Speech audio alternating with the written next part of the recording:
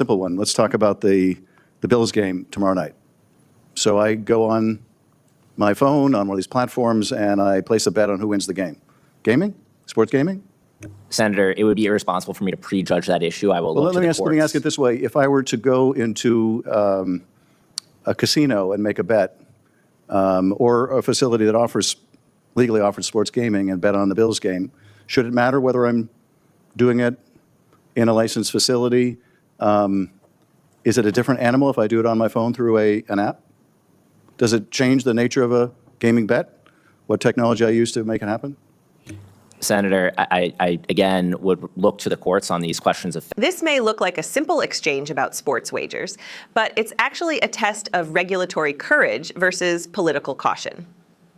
What's really being tested here is whether federal oversight exists to defend the public interest, or whether leadership will retreat behind court rulings instead of exercising independent judgment. This raises broader questions about who defines risk, who protects consumers, and whether agencies charged with oversight still feel responsible for doing so. In this video, we'll break down how this moment reveals uncertainty inside regulatory power, why it matters to economic integrity and democratic trust, and what it signals about the future of financial governance in the United States.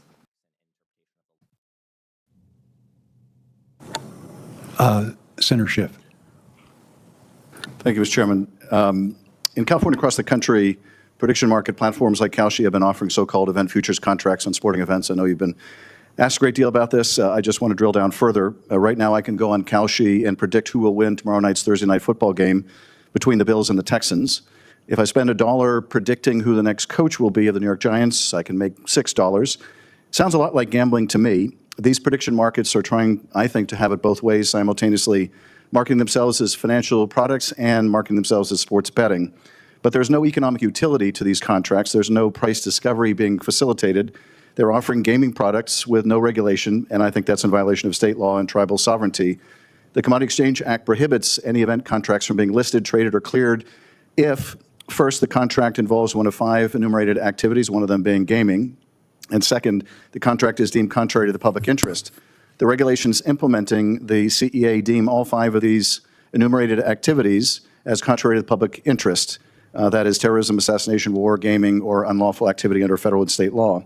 But we've seen a proliferation of sports betting contracts, sports event contracts being offered this year, even though the vast majority of states say that offering these contracts violates state and tribal laws.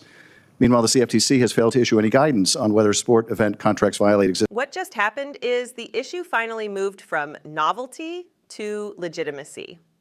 This wasn't framed as entertainment, but as a challenge to federal law and state authority. It matters because when financial structures are presented as harmless markets, they can bypass protections built for communities, states, and consumers. This leads to a deeper question. If oversight agencies hesitate to enforce their own mandates now, what happens when the stakes involve real systemic risk? Regulations. I understand that you will defer to the courts. I would hope that you would defer to the courts and abide by court decisions. But what is your view on whether these are gaming in violation or these are some kind of different contractual obligation that has some kind of economic merit, intrinsic economic merit? Thank you, Senator. And as you know, as a good lawyer, the answer is always it depends, and that's why these are questions for the courts. They're really complicated issues of interpretation. Well, let me make a simple one. Let's talk about the Bills game tomorrow night. So I go on my phone on one of these platforms and I place a bet on who wins the game. Gaming? Sports gaming? Senator, it would be irresponsible for me to prejudge that issue. I will look to the courts. Let me ask it this way. If I were to go into a casino and make a bet, or a facility that legally offers sports gaming and bet on the Bills game, should it matter whether I'm doing it in a licensed facility? Is it a different animal if I do it on my phone through an app? Does it change the nature of a gaming bet? What technology I use to make it happen? Senator, I again would look to the courts on these questions of fact. What just happened is a clear rejection of responsibility. Instead of leadership, we see deferral.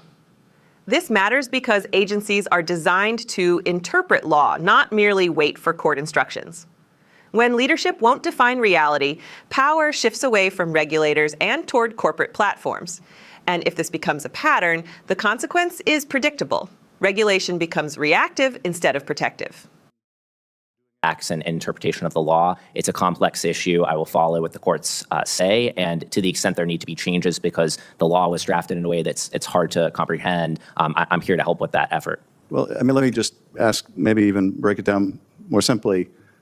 If you and I bet on who wins the Bills game tomorrow, would you consider that gambling? Senator, on this issue, I would look to the courts. So I would look to what the courts say about that issue, and I think it's still working its way through.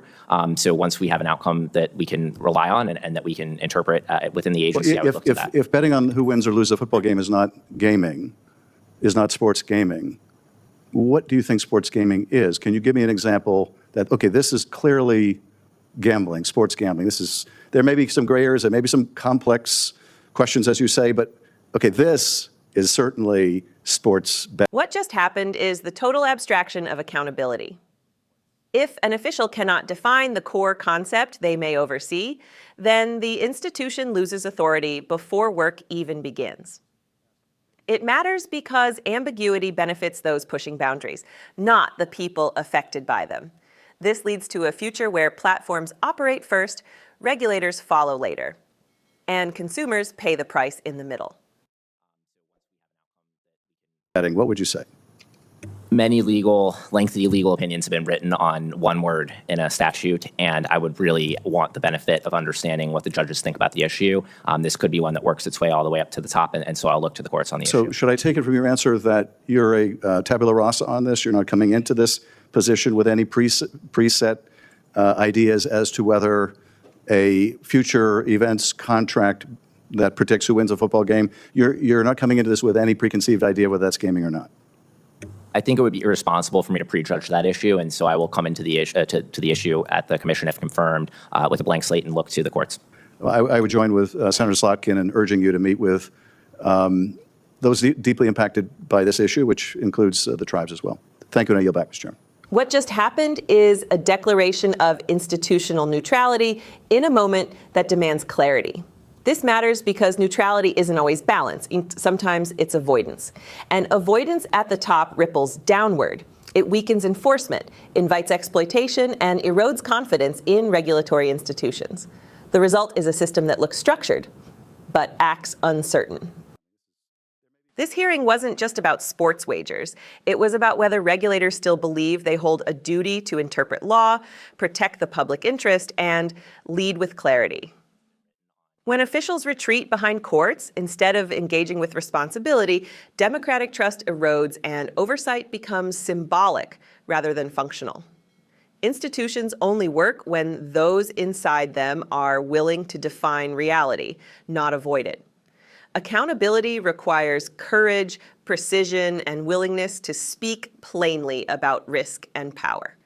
If we want credible oversight, we must demand it, consistently, visibly, and without apology.